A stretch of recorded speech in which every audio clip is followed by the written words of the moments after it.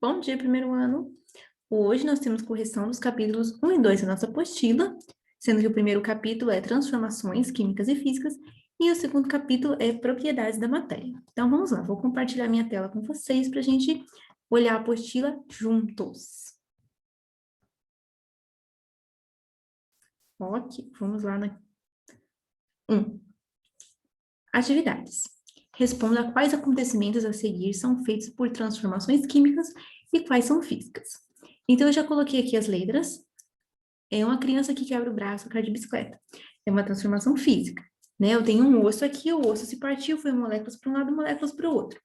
Mas continua sendo um osso, né? E não alterou a composição do osso por causa disso, né? Só separou as moléculas. Continua sendo osso. B, a recuperação do braço que estava quebrado. Aí sim nós temos processos químicos. Por quê? Porque aquilo que tem dentro do corpo da criança, aquilo que ela comeu, por exemplo, as fontes de cálcio que ela teve, vão ser transformadas no corpo dela para se transformar em osso e regenerar o que estava quebrado. Então, são processos químicos, é um monte de processos químicos. Sempre que você vê processos metabólicos referentes ao seu metabolismo, é químico, tá? São transformações químicas. Letra C, ferver água para fazer um chá. Continua sendo água, só ferveu. Só teve mudança de estado físico aí, de temperatura. Então, física, né? Moer farelo de arroz, físico, né? Os pedaços de arroz, de farelo, continua sendo arroz, não mudou a composição do arroz por causa disso. Então, físico. Cozinhar carne. É claro que a fervura da água é um processo físico, né? Mas o que acontece com a carne? São processos químicos. Por isso a cor da carne muda, o sabor muda e a textura muda. Porque os componentes, as proteínas, os carboidratos da carne vão ser quebrados e transformados em outros. Por isso a carne muda de cor e de sabor. Então, químico. Um lago que evapora durante a seca. Processo de evaporação, fervura, sempre físico, tá? Produção de gases no intestino, processo metabólico, químico. Dor de cabeça que passa após o remédio, se passou é porque o remédio fez uma alteração química aí, né? Alguma coisa aí mudou. O remédio já é uma substância química, uma substância, toda substância química, né? Uma substância que dentro do seu corpo vai reagir para curar aquilo que está precisando. Então, química, né? E aquecer um prego para furar borracha mais facilmente. Não mudou a composição do prego em nada, ele só ficou quente, então física. Transformar uma lâmina de cobre em fiação. Isso é um trabalho de modelagem, né? Modelagem de metais. E esses processos são sempre físicos. Físicos, aquecer um prego é físico, transformação da lâmina é físico, ok? Vamos para a questão 2. As primeiras pessoas a utilizarem os metais o fizeram submetendo óxidos ao fogo. Aí tem o exemplo de um óxido, óxido de ferro 3. O que são óxidos? São moléculas que têm, são óxidos metálicos, né? São moléculas que têm um elemento, que no caso é um elemento metálico, mas a gente vai ver esse tipo de elemento depois. Mas basta vocês verem aqui a presença do oxigênio, por quê? Porque ele fala que o oxigênio presente nesses minérios participava da queima. Então, o minério era queimado. Vocês já viram lá na aula passada sobre propriedades, a comburência, que é a capacidade do oxigênio reagir com o combustível e queimar. Então, aqui já está falando que há um processo de queima que o oxigênio participa. Então, a molécula é quebrada para liberar o oxigênio para participar. Nisso significa processo químico. Quebrou a molécula, é processo químico. Após obter esse metal, ele é moldado no fogo para adquirir o formato desejado. Então, novamente, a gente tem uma modelagem aqui. O caminhão passando. Beleza. A gente tem uma modelagem. Modelagem é processo físico, tá? Continua sendo cobre, só mudou o formato. De uma grande lâmina passou a um fio. Ok, analisa as afirmações. A obtenção do ferro é um processo físico, porque anos ou meses depois, esse ferro, um ferrugem, poderá ser óxido de ferro. Será que essa afirmação é verdadeira? Essa afirmação traz uma verdade. Depois ele vai enferrujar e vai ter óxido de novo. Mas houve um processo químico, porque eu quebrei a molécula uma vez, né? E liberei o oxigênio para participar da queima. Anos depois, ou meses depois, vai acontecer outro processo com outros átomos de oxigênio e vai ter óxido de novo. Mas isso não nega que teve um processo químico, porque quebrou a molécula, então é processo químico. O molde das armas são processos químicos? Não, essa afirmação está totalmente errada, tá? Não é a questão 1. Nisso, a gente já elimina a alternativa E, porque a alternativa E fala que a 1 é correta. Então, a E não pode ser. A E a gente nem chega perto, não é a E. Ok. Questão 2. A obtenção do ferro é um processo químico, pois a molécula do óxido é quebrada pelo flúor, fazendo o oxigênio reagir. Sim, essa afirmação é verdadeira, foi o que eu tinha dito ali acima, né? Então, a 2 é uma verdade. Ok. A 3. O molde das armas são processos físicos, pois envolvem apenas o formato e aparência que o material se apresenta. Corretíssimo. Questão 4. O fogo que faz esses dois processos é um fenômeno químico? Sim. O fogo é uma reação química violenta, chamada de oxidação violenta. Então, é um processo químico, sim. O molde das armas é um processo químico porque a lâmina se gasta? Não. Tá? É um processo físico. A lâmina se gastando também é um processo físico, porque vai ficando partículas da lâmina onde ele vai sendo usada, mas não vai mudar a composição dela, ela só vai ficar fina, desgastada. Então, as questões certas, as alternativas certas, as afirmativas certas, a 2, a 3 e a 4. Então, vamos ver onde tem 2, 3 e 4? Apenas 2 não é, apenas 2 e 4 não é, 2, 3 e 5 não, 2, 3 e 4. Questão D.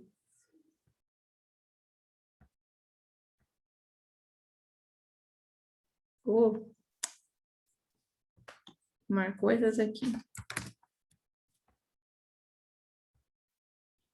Aí, questão D. Ok, vamos para a 3. Essa 3 você vai fazer sobre a sua residência, então eu não vou fazer correção aqui, tá? Porque esse é um exercício para você fazer, para você dar uma praticada. Mesmo porque está pedindo na sua residência, né? 4. Por que podemos dizer que a fusão do gelo é um processo endotérmico? Para isso, a gente vai subir lá na apostila, na parte de cima, que ele vai nos falar isso. Opa, opa, opa. Aqui. As transformações químicas, muitas vezes, liberam mais energia do que os átomos. Como, por exemplo, o fogo. Né? Eu dei uma fagulha, o fogo dá uma fogueira muito maior, com muito mais calor, muito mais energia. Então, o fogo é um processo exotérmico. Mas, algumas transformações utilizam energia e não a devolvem na forma de calor. O que é necessário para a fusão do gelo? Aquecer o gelo. Então, eu estou fornecendo energia. Ele vai me devolver essa energia? Não vai. Ele não vai aquecer, né? Ele não vai me aquecer, ele está sendo aquecido pela energia, ponto. Ele também não vai liberar luz, né? Ele precisa receber energia, mas ele não vai liberar calor para mim nem luz. Então, a fusão do gelo é um processo endotérmico. Por quê? Porque ele não devolve a energia para mim, nem na forma de luz, nem na forma de calor, nem na forma de eletricidade, nada. No caso aqui, seria a temperatura, né? É um processo endotérmico porque não devolve o calor para mim. Vamos lá, vamos para capítulo 2. Capítulo 1 nós já corrigimos.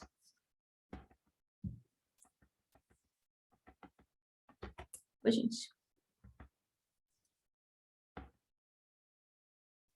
Monte as curvas de aquecimento dos materiais tabela abaixo. Faça em folha separada. Ok, então eu montei desse e desse, né, esses dois, e vou mostrar para vocês. Mas para isso, a gente tem que olhar a curva de aquecimento da água. Olha só o que aconteceu.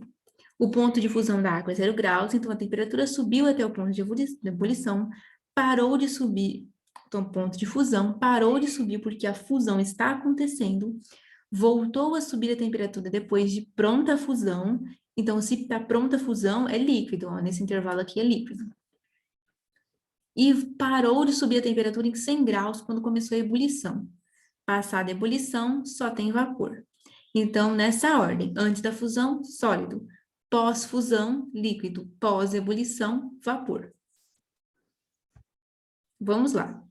Aqui vocês só vão substituir os valores, né? A fusão do oxigênio é 223 graus negativo. E a ebulição, 183 graus negativos. Vamos lá para a curva de aquecimento do oxigênio.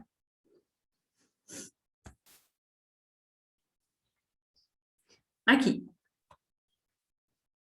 a temperatura estava super baixa, negativa, subia a temperatura até 223 graus, estava sólido, aqui está se tornando líquido, está derretendo, nesse pedaço amarelo que está em linha reta, está em linha reta porque a temperatura não vai subir até terminar de derreter.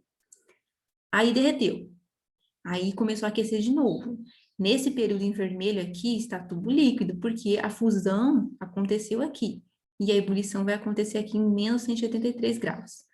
Então, nesse pedaço amarelo aqui está acontecendo ebulição, então eu tenho líquido e vapor tudo misturado. E a partir da ebulição, agora eu só tenho vapor. E aí a curva de aquecimento sobe, o vapor vai sendo aquecido infinitamente. Agora eu vou mostrar o etanol. Vamos para a curva do etanol. Aqui é a curva de aquecimento do etanol. Estava muito baixa a temperatura, aí a fusão aconteceu em 114 graus negativos. Então, aqui tem a mistura de sólido e líquido. Aí, sua fusão, agora está tudo líquido, e eu estou aquecendo líquido, estou aquecendo líquido, estou aquecendo líquido até 78 graus positivos, que é a temperatura aproximada que ele vai explodir no carro. 78 graus, ele está mudando, o líquido está fervendo, está se tornando gás, né? Aí, passou de 78 graus, já está tudo vapor. Então, nesse momento aqui, a temperatura pode subir infinitamente e é aqui, nesse ponto, que vai explodir lá no carro, tá? Porque para explodir ele precisa estar em vapor, o combustível, esse tipo de combustível. Ok.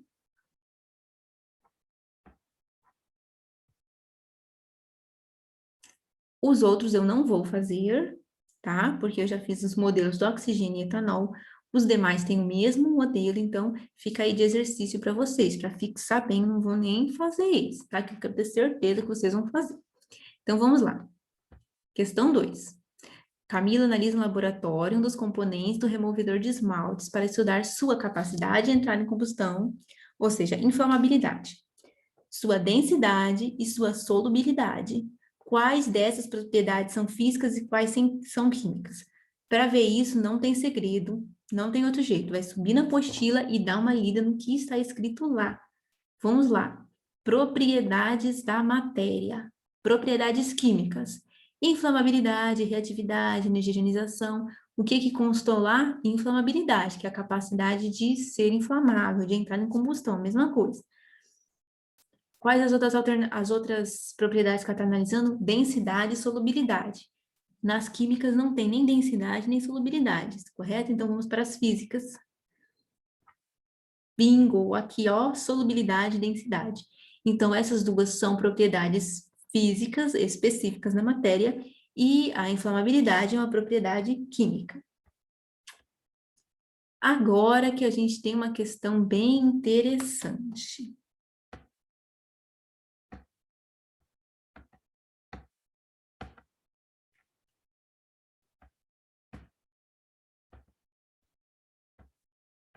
Opa, não quer apagar. Deu estado físico a 35 graus, a 60 graus, a 80 graus e a 120 graus. Primeiro, eu preciso reconhecer os pontos de fusão e ebulição para entender nos intervalos entre um ponto e outro quais são as temperaturas. Então, vamos lá. Qual que é o ponto de fusão? Vamos olhar o gráfico que ela fez. A temperatura está subindo e parou de subir aqui em 40 graus, ó. 40 graus parou de subir a temperatura. E no tempo de 10 minutos. Então, é um ponto exato, 10 minutos e 40 graus. A temperatura parou de subir e está acontecendo a fusão. Então, qualquer coisa abaixo de 40 graus, qualquer coisa não, qualquer momento aqui desse material abaixo de 40 graus vai estar sólido. Então, a gente já tem a resposta para os 35 graus. Vai estar sólido, porque não aconteceu a fusão ainda. A fusão vai acontecer nos 40 graus. Ok. Agora, qual que é o ponto de fusão? Vamos olhar. A temperatura, quando chegou em 30 minutos, já tinha derretido tudo. Então, a temperatura vai voltar a subir. A temperatura está subindo, subindo, subindo. Olha onde que a temperatura vai parar de subir. Que vai formar uma linha reta. Formou uma linha reta porque começou a mudança de estado. Então, a linha reta está onde? Em 70 graus. Então, entre 40 e 70 graus, é tudo líquido. E o que que eu tenho aqui? 60 graus. Está entre 40 e 70? Está, então é líquido. Aqui está os 70 graus. Se você puxar uma linha, você vai ver que está bem no meio aqui, ó. E todo esse intervalo é líquido. Ok. Acima de 70 graus, os 40 minutos começou a fervura e durou até os 60 minutos, mas continua em 70 graus, não mudou. A partir de 70 graus começa a subir a temperatura, porque já entrou em ebulição, então acima de 70 graus será sempre vapor. E olha o que eu tenho aqui, 80 graus e 120 graus. Vapor nessas, ok? Letra B. Qual a temperatura de fusão? Isso a gente acabou de ver aqui, ó. 40 graus, que a temperatura parou de subir quando chegou em 40 graus. Ficou um período sem subir, né? Então, 40 graus em temperatura de fusão. Letra C. A letra C, ele pede em função do tempo. E é importante a gente saber que esses gráficos são feitos em função do tempo. Por quê? Porque enquanto a temperatura está subindo aqui nesse eixo Y, o tempo está correndo no eixo X. Então, são duas informações que se casam, tempo e temperatura. Né? Então, após 20 minutos, qual o estado físico? Então, vamos descobrir os 20 minutos. 10 minutos, 20 minutos, 30 minutos, 40, 50, 60 minutos. Aqui está os meus 20 minutos. Vamos puxar uma linha dos 20 minutos. Onde os 20 minutos está tocando? Está tocando a linha reta. Isso significa o quê? Que nesse período de 20 minutos está acontecendo a fusão ainda. Então, tem uma mistura aí de sólido e líquido ao mesmo tempo. Então, você vai responder essa mistura aqui, sólido e líquido. Letra D. Caso o creomar interrompesse o aquecimento após 35 minutos e a amostra resfriasse, em que temperatura o líquido começaria a se solidificar? Eu não precisaria nem olhar o tempo, né? 35 minutos está aqui, então tá líquido. Mas aí, em que temperatura vai se solidificar? Olha só, pessoal, a temperatura de fusão e a de solidificação é exatamente a mesma. Por quê? Porque a curva de aquecimento e a curva de resfriamento são espelhadas uma da outra, tá? Então, a fusão e a solidificação acontecem no mesmo ponto. Então, no caso dessa amostra, é 40 graus, tá? Então, em que temperatura o líquido começa a solidificar? 40 graus. Se fosse a água, 0 graus. Se fosse o etanol, 114 graus. Em qual estado físico está a amostra a 60 graus? Isso aí a gente já respondeu na A, mas vamos fazer um reexercício dessa. Qual estado físico está a 60 graus? Fusão aconteceu no 40, ebulição no 70. Então, entre um e o outro está o quê? Líquido, ok? Então, essa é a correção dos capítulos 1 e 2. Qualquer dúvida que vocês tiverem, vocês podem me procurar no privado. Não deixem de corrigir a apostila de vocês. E aquelas em que eu não fiz a correção, igual na letra A, da questão 1, eu fiz apenas o etanol e o oxigênio, mas vocês têm mais outras substâncias aí para fazer as curvas de aquecimento, tá? Façam bonitinho, de preferência a caneta, né, se tiver caneta, para grampear na sua apostila bem visível, ok?